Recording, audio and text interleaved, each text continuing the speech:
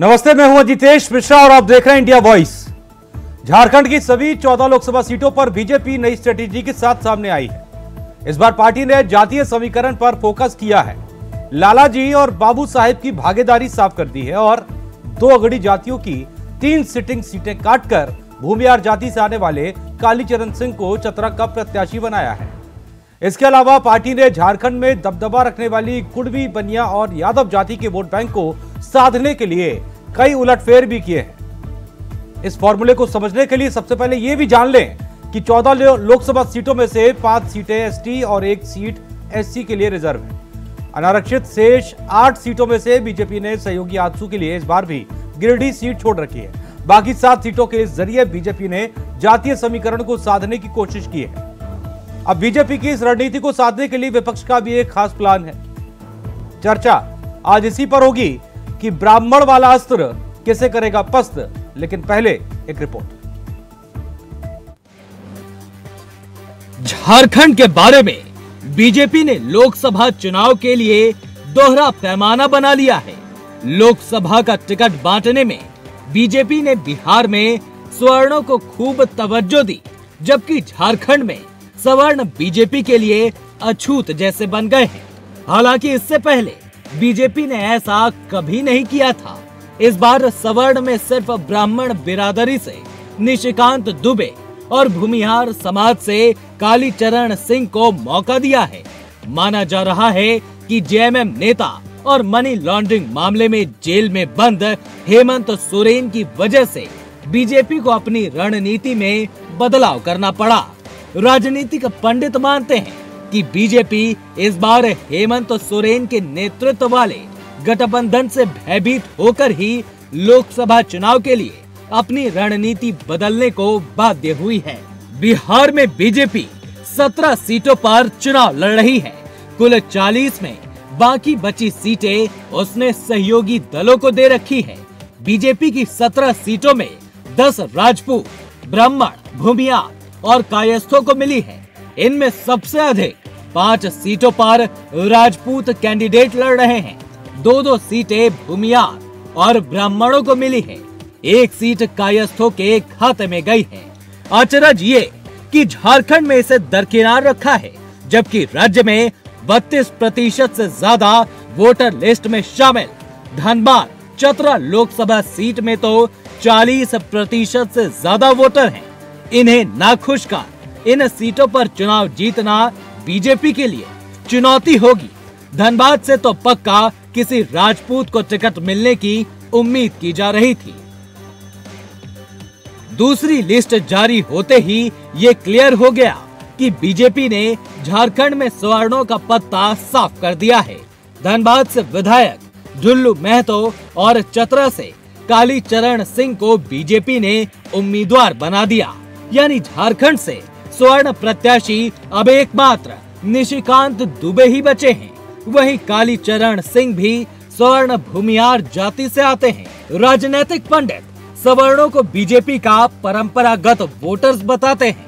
वहीं 2019 के लोकसभा चुनाव में 8 अनारक्षित सीटों में से 7 सीट पर लड़ने वाली बीजेपी ने हजारीबाग में कायस्थ समाज के जयंत सिन्हा, धनबाद में राजपूत समाज के पीएन सिंह, चतरा में राजपूत समाज के सुनील कुमार सिंह, कोडरमा में यादव समाज की अन्नपूर्णा देवी, जमशेदपुर में कुड़मी समाज के विद्युत वरण महतो, गोड्डा में ब्राह्मण समाज के निशिकांत दुबे और साथ ही रांची में बनिया समाज के संजय सेठ को टिकट दिया था। ऐसे में देखना होगा कि 14 लोकसभा सीटों वाले झारखंड में 2 सवर्ण प्रत्याशियों के साथ उतरने वाली बीजेपी और उसके बाकी प्रत्याशियों को जनता का समर्थन कैसे मिलता है। Bureau report, India voice. तो जाहिर सी बात है, जातियों पर सियासत तो इस देश में पहले से होती रही है। हर राज्य में अलग अलग राजनीतिक पार्टी इसे करने की कोशिश भी करती है। इस पूरे मामले पर चर्चा करेंगे, लेकिन उससे पहले इस पूरे मसले में भारतीय जनता पार्टी और कांग्रेस आमने सामने है। जनता पार्टी एक ऐसा दल है जिस दल में सभी जाति, समुदाय, पंथ के लोगों का समान प्रतिनिधित्व है। यही एक दल ऐसा है जिसमें समरस समाज की कल्पना की गई है। आपने जो प्रश्न किया कि झारखंड प्रदेश में सवर्ण जाति को, सवर्ण नेताओं को दरकिनार किया है भारतीय जनता पार्टी ने, मैं उससे सहमत नहीं हूं। भारतीय जनता पार्टी में सभी समुदाय, सभी जाति का समान प्रतिनिधित्व है। यही एक दल है जहां एक किसान का बेटा भी, जहां एक गरीब का बेटा भी, जहां एक रिक्शा चालक का बेटा, जहां एक चाय बेचने वाला का बेटा भी नेता बन सकता है, विधायक बन सकता है, मुख्यमंत्री बन सकता है। बाकी दलों में ये संभावनाएं बहुत कम है। आज भारतीय जनता पार्टी में देखिए, निशिकांत दुबे जी स्वर्ण जाति से ही आते हैं, कालीचरण जी स्वर्ण जाति से ही आते हैं। कुल मिलाकर आप देखेंगे तो सबका साथ, सबका विकास, सबका विश्वास और सबका प्रयास भारतीय जनता पार्टी में ही देखने को मिलेगा। बीजेपी देखिए तानाशाही तरीके से राज चलाती है और ये वोट बैंक की राजनीति करती है। इनको जो मन में आता है वो करती है, इनका कोई सिस्टम नहीं है। तो जाहिर सी बात है, मसला बड़ा है तो चर्चा भी इस पर होगी। और हमारे साथ खास मेहमान इस वक्त मौजूद हैं, उनसे आपको रूबरू करवा देते हैं। राजेश मंडल जेएमएम के नेता हमारे साथ मौजूद है। राजेश जी, आपका बहुत बहुत स्वागत है। कर्नल संजय सिंह, नेता भारतीय जनता पार्टी, आपका भी बहुत बहुत स्वागत है। इसके साथ ही साथ ललन सिंह, अखिल भारतीय क्षत्रिय महासभा से हमारे साथ मौजूद है। ललन सिंह, आपका भी बहुत बहुत स्वागत है। तो सबसे पहले सवाल कर्नल संजय सिंह से। संजय जी, आप समझ गए होंगे कि चर्चा का जो सवाल है वो क्या होने वाला है। ये जो 2019 में 7 सीटें थी, 7 प्रत्याशी थे सवर्ण अगड़ी जातियों से, 2024 आते आते 2 रह गए। ये कौन सी गणित है, या फिर इसे हम कह लें कि ये दरअसल जिस जातिगत राजनीति से दूर होने का दावा आप करते हैं, दरअसल निर्भर भी उसी पर है। जी जितेश जी, सबसे पहले तो मैं धन्यवाद देना चाहता हूं आपके इंडिया वॉइस चैनल का, जिन्होंने मुझे आपके साथ में जुड़ने का, अपने विचार रखने का मौका दिया। जी। दूसरा बात, भारतीय जनता पार्टी को जैसे आज पूरा विश्व जान रहा है, भारतीय जनता पार्टी एक समरस समाज की बात करता है, जहां पर हर जाति, हर समाज को हम साथ लेकर के चलने के लिए हम कटिबद्ध हैं। सबका साथ, सबका विकास, सबका विश्वास और सबका प्रयास। और अब मोदी जी भी कुछ दिन पहले बोले थे कि देखिए, जाति तो महिला, युवा, गरीब और किसान ही है, बाकी तो जाति में कुछ रखा नहीं है। गरीब और धनी सभी जाति में अब हो गए हैं। लेकिन आप कह दीजिए ना कि चुनाव आता है तो ध्यान रखना पड़ता है, इस बात को कहने में क्या जाता है। नहीं, देखिए, जब आप आकलन करते हैं, जब सीटों के प्रत्याशी अब तय करते तो इसी के आधार पर तो करते होंगे ना। बोलने दीजिए हमें। 2019 में हम लोगों ने 2 राजपूत को टिकट दिया था, आप खुद ही अभी बोल रहे थे। एक कास्ट हैं अपने जयंत सिन्हा जी, उनको भी टिकट दिया था। हाँ। भूमिहार भाई, जिनकी की बहुत अच्छी संख्या है, अपने चतरा लोकसभा में भी है, इधर हजारीबाग में भी है और बहुत सारे जगहों में है, उनको हमने टिकट नहीं दिया था। जबकि हमारे भूमिहार जाति से आने वाले रविंद्र राय जी एक बार के सांसद बने हुए, एक बार के हमारे प्रदेश अध्यक्ष रहे हुए हैं, समय तो उन्होंने हल्ला गुल्ला नहीं किया। हाँ। और हम लोग अभी देख लीजिए, आप सिर्फ झारखंड में बात कर रहे हैं, झारखंड में मात्र 14 सीट ही हमारे पास में है, जिसमें 5 ST रिजर्व है और 1 शेड्यूल कास्ट रिजर्व है। हाँ। और बाकी 8 जो है जनरल आदमी के लिए, जनरल कैंडिडेट के लिए ये उपलब्ध होता है। छोटा राज्य है जी, को सभी जातियों को एक साथ खुश रखना पार्टी के लिए थोड़ा कठिन होता है, लेकिन हम प्रयास करते हैं। हम इस चुनाव के परिप्रेक्ष्य को ही लेकर के संकीर्णता में बात नहीं करते हैं। बिहार में भी हम लोगों ने, देख लीजिए, आप ही बोल रहे थे, बिहार में 17 में से 10 सवर्णों को टिकट दिया, जिसमें से कि तो वही तो, इसीलिए तो सवाल था, इसीलिए तो सवाल था। देखिए, राजनीति में अगर आप राजनीति कर रहे हैं तो ये गलत नहीं है। राजनीति में अगर आप कह रहे हैं कि हमें जीतना है, मिशन 400 पाना है और जातिगत आधार पर अगर हम प्रत्याशियों का चयन करें, वोटर्स के तहत करें, तो गलत कहां है? इसे कहने में क्या दिक्कत आती है? राजेश मंडल जी, समस्या कहां है? समस्या देखिए, सीधा सा सवाल है मिश्रा जी। भारतीय जनता पार्टी का चेहरा जो है वो उसका अपना कर्म कर रही है। पिछले दिनों उन्होंने सवर्ण वोटों का सहयोग लिया, अब फिर उसका जाल वो दूसरी तरफ फैला रहे हैं। हाँ। यूज एंड थ्रो जो बोलते हैं, इनकी वो नीति रही है। हाँ। और उस नीति पर ही वो चल करके आज वो 2 सीट पर आ गए हैं सवर्णों को देने में। और हमारा तो झारखंड मुक्ति मोर्चा है, आप जानते हैं कि हमारा इंडिया गठबंधन के तहत आज हम लोग सब एक मंच पर हैं। हाँ। लेकिन जहां तक झारखंड मुक्ति मोर्चा का सवाल है, हमारा तो आदिवासी मूलवासी की हमारा जनाधार बेस हमारी पार्टी है। हाँ। जिसमें हमारे सभी समाज के लोग आते हैं और हमारे यहाँ जो इनका बीजेपी का जो ये कुकृत हुआ है, जो हमारे माननीय कार्यकारी अध्यक्ष हेमंत सोरेन जी को जो जेल के पीछे नहीं उस पर आ जाएंगे, गया है, उस पर भी आ जाएंगे हम। मेरा सवाल ये था कि जब आप ये कहते हैं कि हमारा जनाधार, और जिस जनाधार के तहत आप चुनाव में आने की बात करते हैं जी, उस जनाधार में आप गिनवा भी देते हैं कि आपका जनाधार है कहां कहां जी, और जिस इंडिया गठबंधन की आप बात करते हैं और जिस इंडिया गठबंधन के साथ आकर चुनाव लड़ने की बात करते हैं, तो आप भी चलिए, आपको एक मौका भी देता हूं, आप कह दीजिए कि इन्होंने सवर्णों को नहीं समझा, प्रत्याशियों के चयन में 2 को दिए, आप बता दीजिए, इसी वक्त ऐलान भी कर दीजिए कि आप कितनों को दे रहे हैं। देखिए, हमारे यहाँ तो हम अभी आपको फाइनली नहीं कह पाएंगे, लेकिन इतना जरूर कहेंगे कि समाज के सभी वर्गों का प्रतिनिधित्व हमारा झारखंड मुक्ति मोर्चा के द्वारा मिले हुए सीटों पर हम लोग समान भाव मसला वही है ना, देखिए ना। हाँ। अब फंसा तो है ही ना मामला तो फंसा है ही, चुनाव का वक्त आ चुका है, रणनीति की बात हो रही है, और अभी तक जो है वो प्रत्याशियों का चयन, ऐलान सब बाकी है। अभी मीटिंग पर मीटिंग चल रही है, एक नीति के तहत आने की बात हो रही है, लेकिन सब गायब है। इनके सबर में कहाँ पर है? इतनी बड़ी शक्ति है भारतीय जनता पार्टी, शक्ति से हमको टकराना है, और हम लोग उसके लिए रास्ता तो दुरुस्त करने में अगर हम समय लगा रहे हैं तो उसको कभी आप अदरवाइज ना ले। लेकिन बस इतना ही कहेंगे कि मैं अन्य राज्यों की बात नहीं कर सकता, लेकिन झारखंड राज्य में आपका 14 में से 13 सीट इस बार हम लोगों को इंडिया गठबंधन के साथ लेना है, और उसकी सटीक नीति का हम लोग ये कर लिए हैं। बस होली भी अब हम लोग मना लिए हैं, कैंडिडेट ही नहीं मिल रहे हैं राजेश जी। कुछ ही समय की बात है, हम आपको सीट की घोषणा भी हम लोग करने जा रहे हैं। आपके पास तो अभी तक घोषणा नहीं हुई है, कैंडिडेट नहीं मिल रहे हैं, अरे क्या लड़ाई लड़ेगा? सवर्ण तो कभी लड़ेगा? अपने सवर्णों की चिंता करने वाली Bharatiya Janata party, economic weaker section का रिजर्वेशन देने वाला भारतीय जनता पार्टी, आदिवासियों का ख्याल रखने वाला भारतीय जनता पार्टी, हम तो सारे जाति को एक समान देखते हैं। संजय सिंह जी, आपके भारतीय जनता पार्टी का चेहरा जिस तरह से पूरे दुनिया के सामने उजागर हुआ है, जिस तरह से आपने अपने संवैधानिक अधिकार का गलत उपयोग किया है, ऐसे में आपके विपक्षी को बहुत फूक करके कदम रखना पड़ रहा है। संविधान का गला घोटने वाले हमने देखे संविधान नैतिकता का संविधान के तहत करप्शन फ्री इंडिया देने का हमने प्रयास किया। हमने कभी किसी का हक नहीं लिया, हमने कभी सब कुछ सेना तैयार कर लिया है।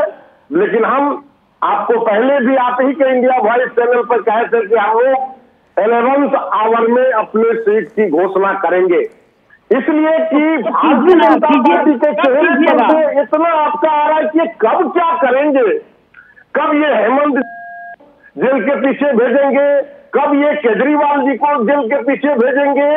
हो कहीं ऐसा हो इनको लगने लगे कि हमारा जो प्रत्याशी का लिस्ट अभी इंडिया गठबंधन ने सामने दिया है, और यदि इनको ये लगे मजबूत उम्मीदवार पे हार मिली है, इसी वजह से लिस्ट देर से आ रही है, नहीं बनाने लगे, इसी वजह से लिस्ट देर से आ रही है। खैर, हमारे साथ एक और मेहमान बने हुए, उनके पास भी चलते हैं, वो काफी देर से इंतजार कर रहे हैं। आ रहे हैं राजेश मंडल जी, आ रहे हैं राजेश मंडल जी आ रहे हैं। देखिए ललन सिंह जी, आप सुन रहे थे बहस को, और आप ही फैसला कर लीजिए। अजितेश जी, इसमें फैसला करने वाली कोई बात नहीं है। ये लोग केवल वोट की राजनीति कर रहे हैं, और इस राजनीति में जो संविधान की मूल भावना है उसके साथ भी खिलवाड़ करने में पीछे नहीं हट रहे। हम सभी जानते हैं कि संविधान में आरक्षण 50% तक दिया गया है। झारखंड में 14 लोकसभा सीट है, जैसा कि अभी भाई संजय जी ने बताया कि हम सभी जाति को लेकर चलते हैं, समानता में विचार रखते हैं। हाँ। 14 सीट में से 7 तो चलिए 6 रिजर्व है। हाँ, 6 रिजर्व हो गई, 8 सीटें बची, 8 बच गया। 8 का अगर 50% भी ओबीसी को आप देते हैं तो कम से कम 4 सीट देना चाहिए सवर्ण को, और उसमें भी 2 सीट चतरा और धनबाद ऐसा सीट था जहाँ की हमारे क्षत्रिय जाति के सांसद 15 साल से 10 साल से लगातार जीतते आ रहे थे, और वो भी ऐसे नहीं जीत रहे थे। वीएन सिंह जी पिछले साल जो है रिकॉर्ड वोट से जीते हैं। हाँ। आखिर कौन सी मिनोरिटी ये लोग जातिगत गणना बैठाते हैं? एक ही जातिगत गणना है कि किसी भी तरह वोट की राजनीति करो, जनता को मूर्ख बनाओ और अपनी उल्लू सीधा करो।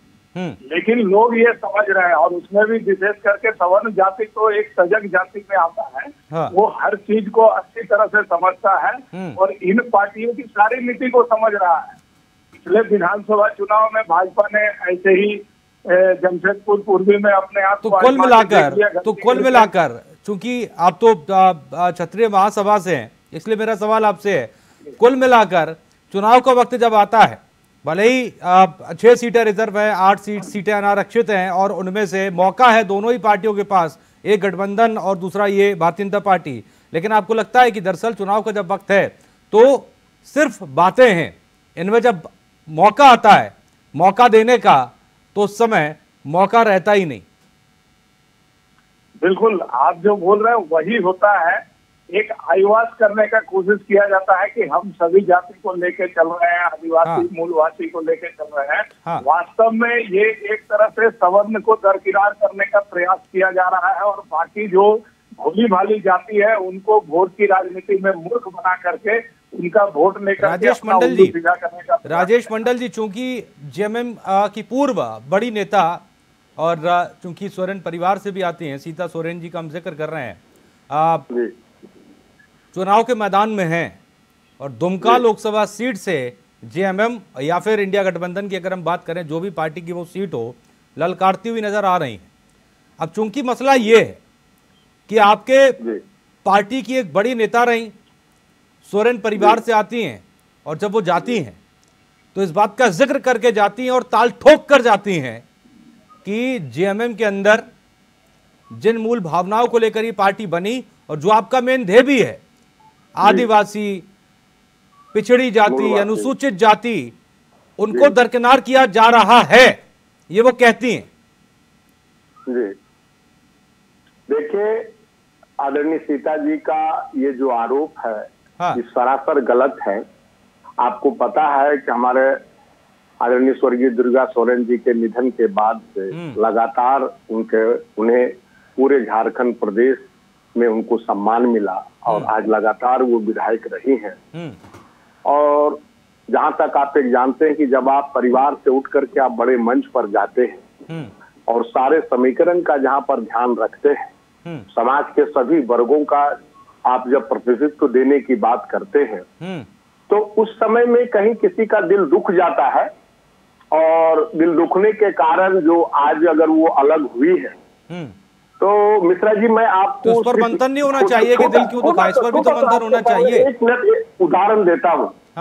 हमारा झारखंड मुक्ति मोर्चा का जनाधार इस कदर झारखंड के जमीन से जुड़ा हुआ है। आज तक बहुत सारे हमारे पहले भी कुछ लीडरान थे झारखंड मुक्ति मोर्चा में, जिन्होंने ये कहा था कि हम फाउंडर मेंबर हैं, हम जिधर जाएंगे झारखंड का जनाधार उधर जाएगा। मैं नाम नहीं कहना चाहूंगा क्योंकि वो लोग जेएमएम से बाहर गए थे और फिर जेएमएम में सब लोग आए, क्योंकि जब उनको ये लगातार पता चला कि झारखंड मुक्ति मोर्चा से अलग हमारे होने से झारखंड मुक्ति मोर्चा का वोटर्स हमारे तरफ नहीं आ सकता, वो हमारे आदरणीय विश्वगुरु बाबा शिबू सोरेन के कर्मों का ये फल है।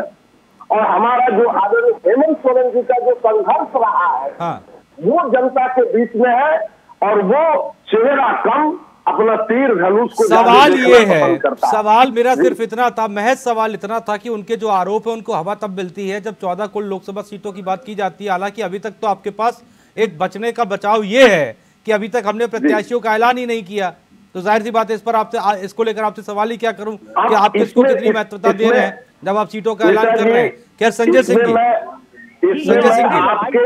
आप संजय सिंह का मौका है जी। आपके चैनल पर मैंने पहले ही जवाब दिया था कि जब इनके भारतीय जनता पार्टी के तरफ से इनके प्रवक्ता प्रफुल्ल सहदेव जी आए थे, ये गठबंधन वाले सीट पर एक मत होकर के बाहर नहीं आए हैं। और मैं अभी ललन बाबू बोल रहे थे, मैं भी सवर्ण से आता हूँ, ललन बाबू को प्रणाम करते हुए मैं अपनी बात को ये बताना चाहता हूँ। ललन बाबू, जब जब देश का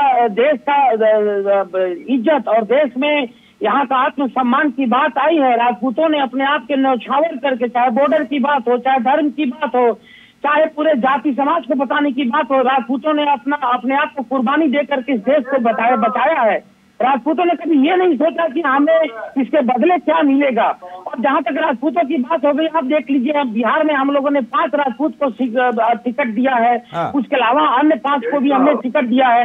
हमारे यहाँ भी कालीचरण जी इतने पुराने भूमिहार जाति से आते हैं, अच्छे वरिष्ठ नेता है। ढुल्लू महतो ने टिकट दिया। ढुल्लू महतो ने 2019 में 78,000 वोट लाए थे, 2014 में 86,000 वोट लाए थे और 2009 में 56,000 वोट लाए थे, क्योंकि 44% पीएम सिंह जी की उम्र ज्यादा हो गई थी, उनको हम लोगों का आशीर्वाद प्राप्त है। पीएम सिंह जी अब हम लोग को मार्गदर्शन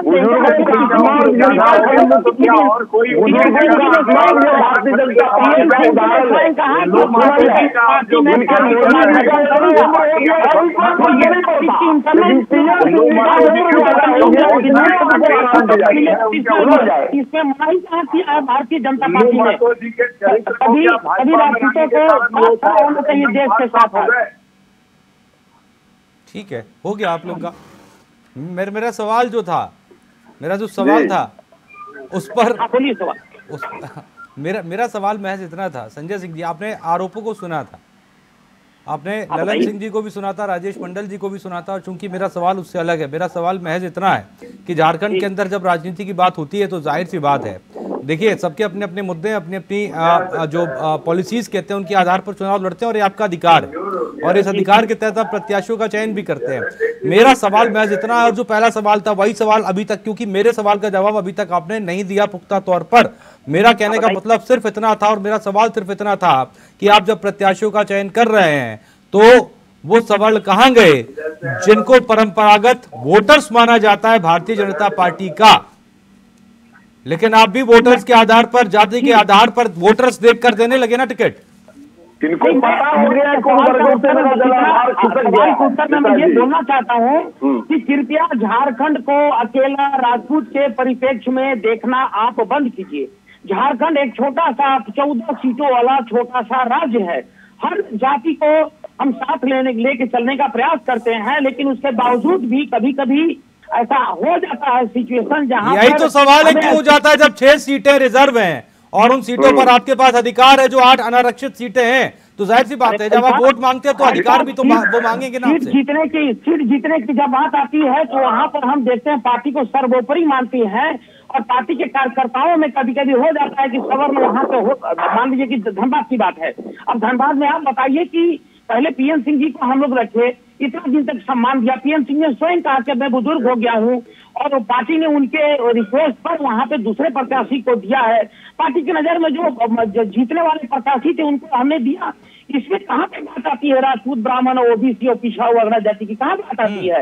ये हमारा इंटरनल प्रॉब्लम है, ये पार्टी की अपना है। हम सारे राजपूतों को हमने सम्मान दिया है। एक सेकंड आ रहा हूँ, हाँ बताइए, अब ललन भैया बताइए, चलिए बोलिए। अपनी बात पूरी कर लीजिए, आप फिर ललन सिंह के पास जाना है, वो कुछ बोल रहे हैं। नहीं, मैं सही बोल रहा हूँ कि सवर्णों का आज सोच करके ये जो इकोनॉमिक वीकर सेक्शन को हमने इतना सोचा, उनको हमने जो है सो 10% का रिजर्वेशन दिया। कहाँ दिया? जेएमएम ने आज तक किसी एक सवर्ण को लड़ाया है क्या? आपने लोकसभा से लड़ाया है तो नाम बताए उसका।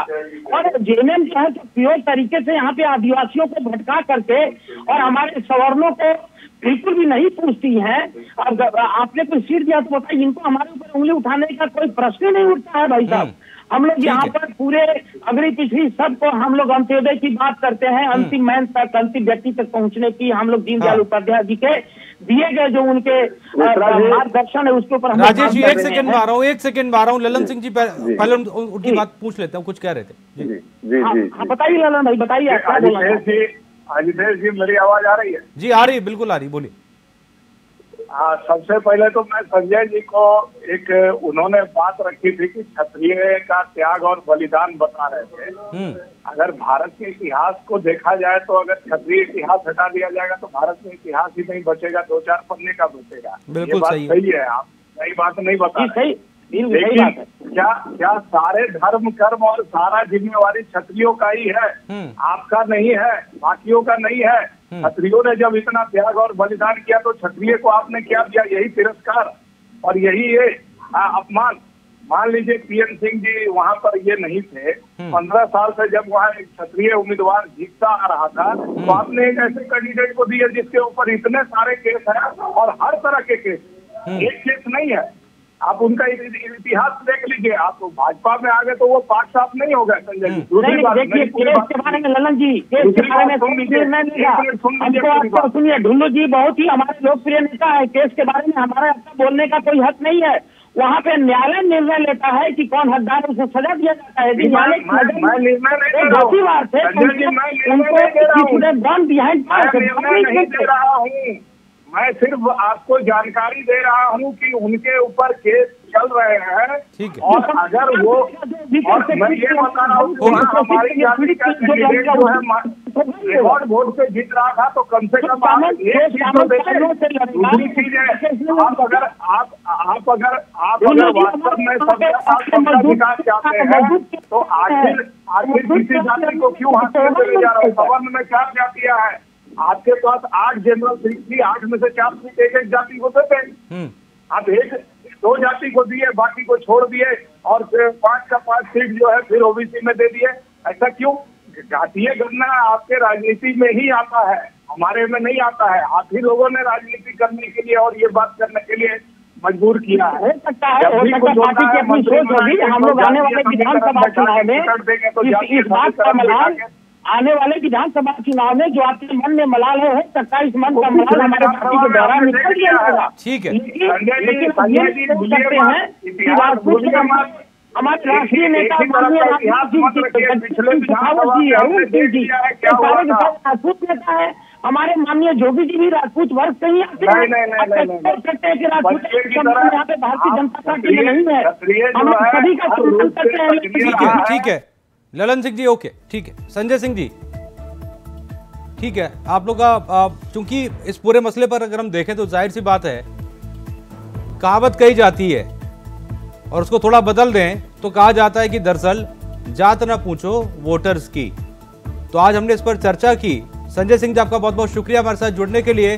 राजेश भाई, माफी चाहूंगा थोड़ा कम वक्त आपको मैं दे पाया, बहुत बहुत शुक्रिया। ललन सिंह जी, आपका भी बहुत बहुत शुक्रिया हमारे साथ जुड़ने के लिए। तो राजनीति में जब जाति की बात होती है तो जाहिर सी बातें सवाल का ही उठते हैं, और इसको लेकर हर राजनीतिक पार्टी से दूर होने की बात भी करती है। लेकिन जाहिर सी बात है, जब प्रत्याशियों के चयन की बात हो तो खास ध्यान इसी पर दिया जाता है, और इसीलिए तो कहा जाता है कि ये राजनीतिक पार्टी और हमारे देश की जाति अलग अलग तरह से अलग अलग समय पर राजनीतिक पार्टियों की नजर में बदलती रहती है। न स्याही के दुश्मन, न सफेदी के दोस्त। हमें आईना दिखाना है, दिखा देते हैं। नमस्ते।